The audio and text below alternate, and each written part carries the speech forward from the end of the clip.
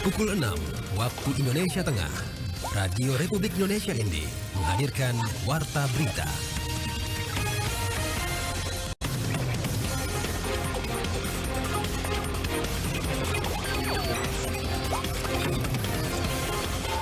Selamat pagi pendengar, Anda kembali mendengarkan Warta Berita untuk edisi hari ini Rabu 25 September 2024 dengan Sari Berita.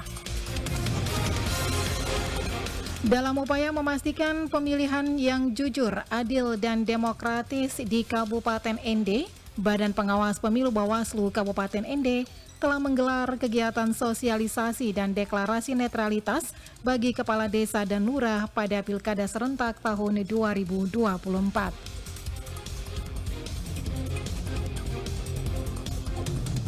Upaya melestarikan peradaban kampung dan untuk mempromosikan pariwisata sebagai sektor pendongkrak ekonomi masyarakat, Dinas Pariwisata Kabupaten Nagekeo Nusa Tenggara Timur menggelar Festival Nagekeo 1B yang berlangsung tanggal 24 hingga 26 September 2024. Bersama saya Christine Senda, kita ikuti berita selengkapnya.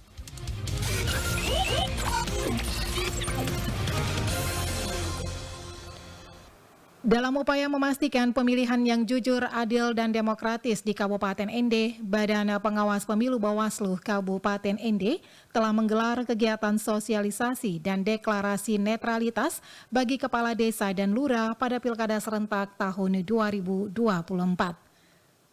Selengkapnya, Rosada Lima melaporkan.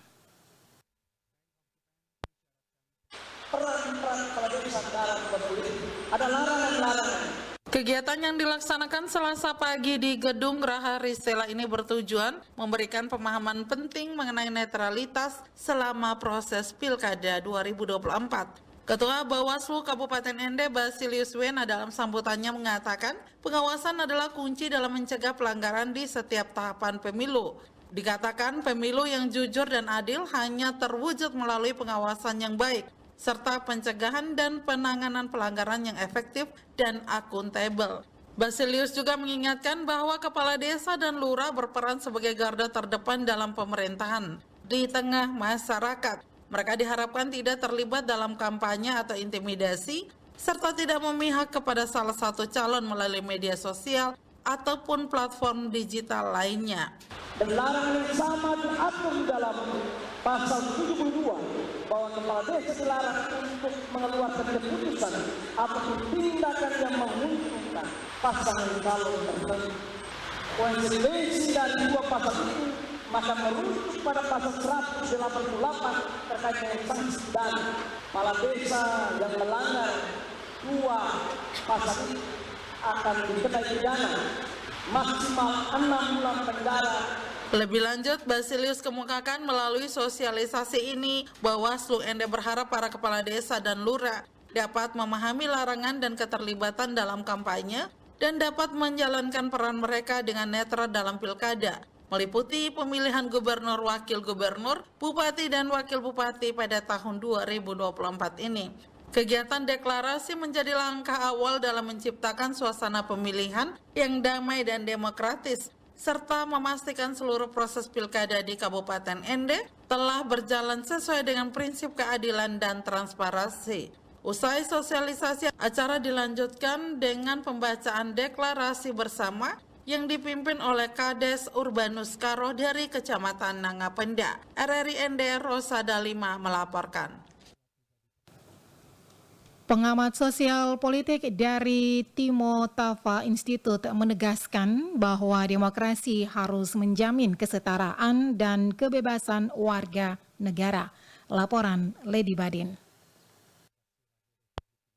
Dalam sebuah kelas demokrasi yang digelar Nimo Tafa Institute di Lembata beberapa waktu lalu, pengamat sosial politik Emmanuel Krova menegaskan bahwa demokrasi masih menjadi sistem yang paling mungkin untuk menghasilkan tata kelola publik yang menjamin kesetaraan dan kebebasan bagi seluruh warga negara. Krova menyatakan bahwa demokrasi harus bertumbuh dan berkembang berdasarkan keutamaan warga negara. Namun saat ini ia mencermati politik elektoral saat ini sering mengabaikan hak-hak warga negara. Emmanuel Krova menjelaskan Bahkan saat ini masyarakat Lembata tidak disodorkan dengan tema-tema krusial yang bisa menjadi indikator masyarakat dalam menentukan pilihan politiknya. Sehingga dirinya menekankan pentingnya sinkronisasi antara politik warga negara dan politik elektoral. Jika tidak, politik akan berubah menjadi sebuah tontonan semata yang hanya menjadi euforia kemenangan sesaat bagi para pelaku politik. Karena politik warga negara itu kan artikulatif dari wajah-wajah kesedihan kita, artikulatif dari keinginan-keinginan kita, pengejawatan dari kerinduan-kerinduan kita akan hak-hak yang harus dicetuskan dalam sebuah proses kebijakan publik yang bernas. Itu baru namanya politik warga negara yang sinkron dengan politik elektoral. Kalau tidak seperti itu ya, politik elektoral menjadi tontonan pesta saja, biasa saja, euforia kemenangan selesai. Menurut Emmanuel Krova, politik warga negara harusnya merupakan refleksi dari keinginan dan harapan masyarakat untuk mendapatkan hak-hak mereka dalam proses kebijakan publik yang substantif. Dirinya mengharapkan para calon pemimpin Lembata harus menyajikan kepada publik program-program strategis berdasarkan data akurat terkait pembangunan kabupaten tersebut, sehingga program tersebut bisa menjadi bahan pertimbangan bagi masyarakat untuk memilih calon pemimpin daerah mereka ke depan. Krova berharap masyarakat juga lebih aktif dalam memperjuangkan hak-hak mereka dan lebih kritis terhadap program-program yang ditawarkan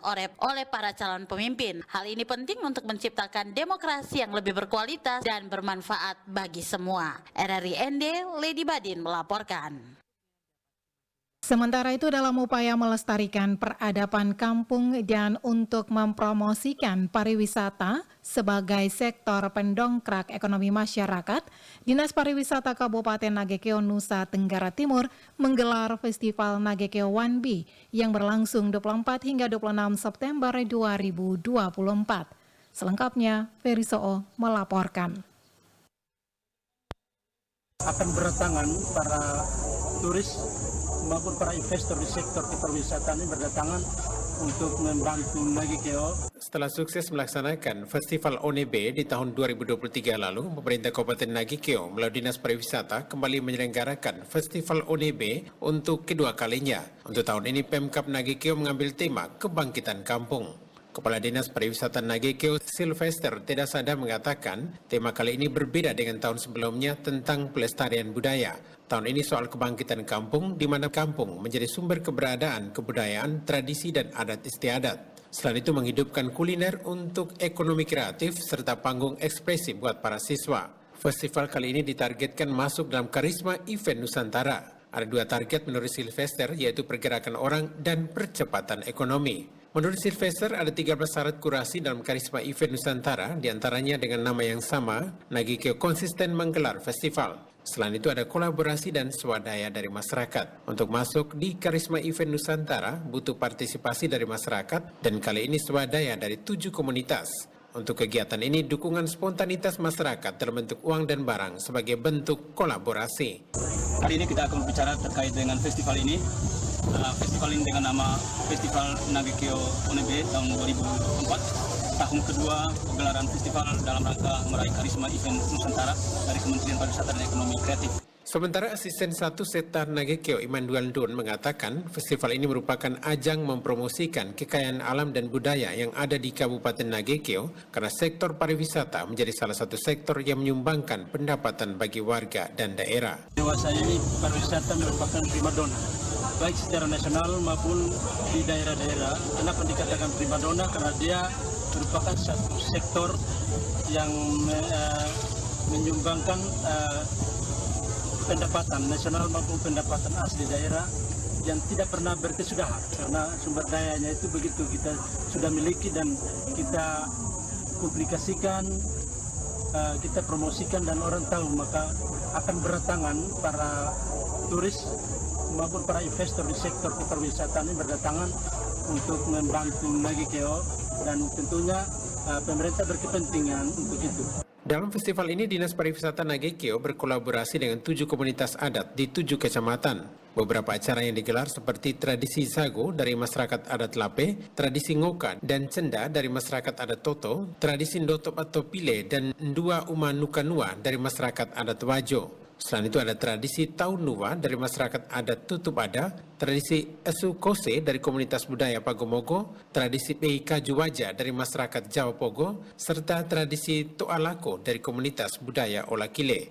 Tidak hanya kegiatan budaya dalam festival ini, ada kegiatan petualangan seperti wisata ke Pulau Kinde serta trekking ke kampung adat Kawa. RRI Ende Feriso melaporkan.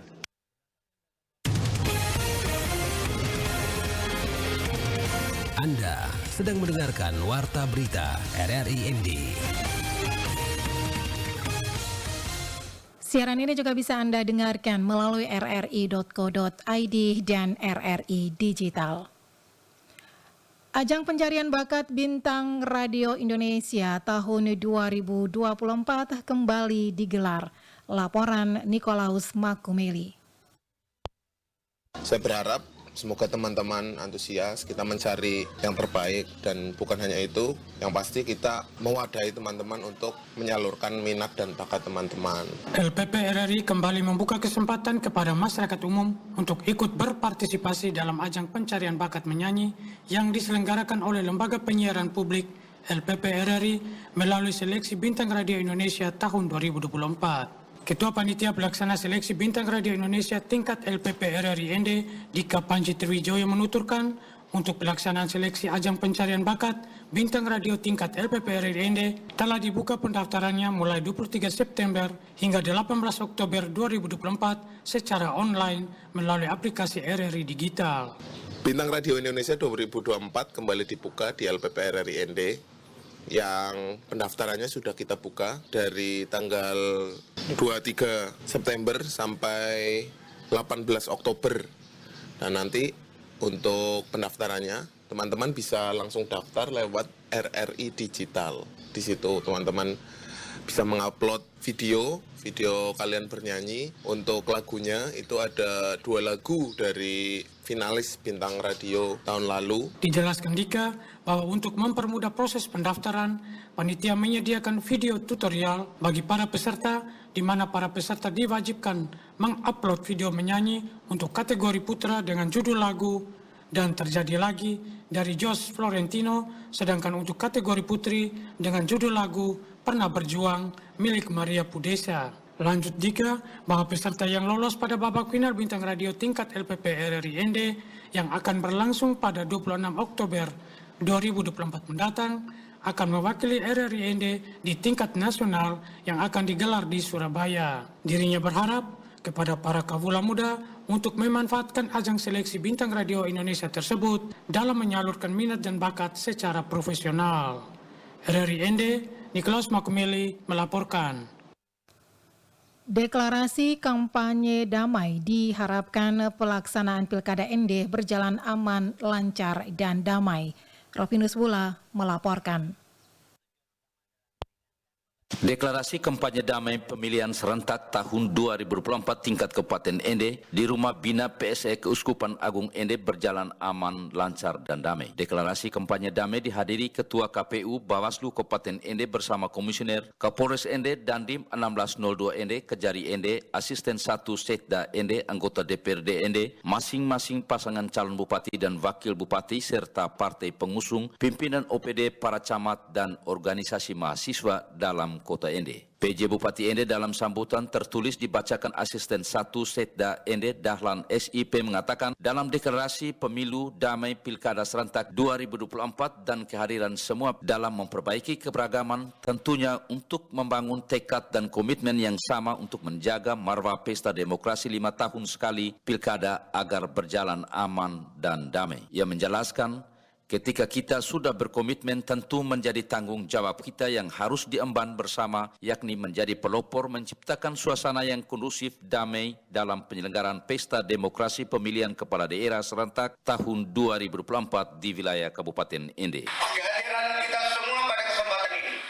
dalam berbagai keragaman tentunya untuk membangun tekad dan komitmen yang sama, menjaga marwah pesta demokrasi 5 tahun sekali Pilkada agar berjalan dengan aman dan damai.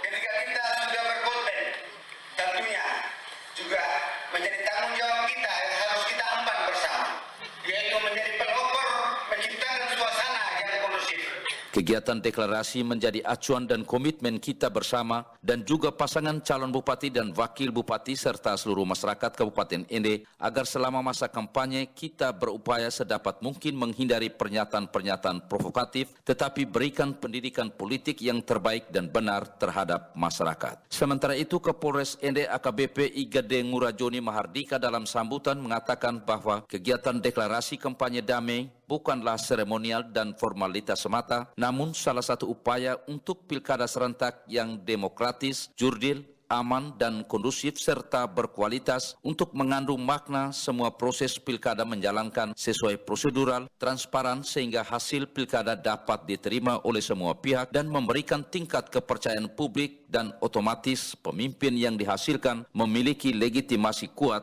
dari rakyat. Kegiatan deklarasi ini bukanlah seremonial dan formalitas belaka, namun salah satu upaya untuk mewujudkan pilkada serentak yang demokratis, jurdil, aman dan kondusif, serta berkualitas yang mengandung makna semua proses pilkada dijalankan sesuai prosedur dan transparan sehingga hasil pilkada diterima oleh semua pihak dan memiliki tingkat kepercayaan publik dan otomatis pemimpin yang dihasilkan pun memiliki legitimasi kuat dari rakyat. Kapolres Ende mengatakan sesuai dengan indikator pilkada serentak tahun 2024 yaitu berlangsung aman dan lancar sesuai aturan yang berlaku, partisipasi yang tinggi serta tidak terjadi konflik yang dapat merusak persatuan dan kesatuan. Oleh karena itu kesuksesan pilkada serentak tidak terlepas dari peran dan komitmen semua pemangku kepentingan mulai dari penyelenggara pilkada, partai politik, Forkompimda, pasangan calon, simpatisan, massa pendukung, serta masyarakat Kabupaten Ende yang merupakan aktor utama demokrasi sehingga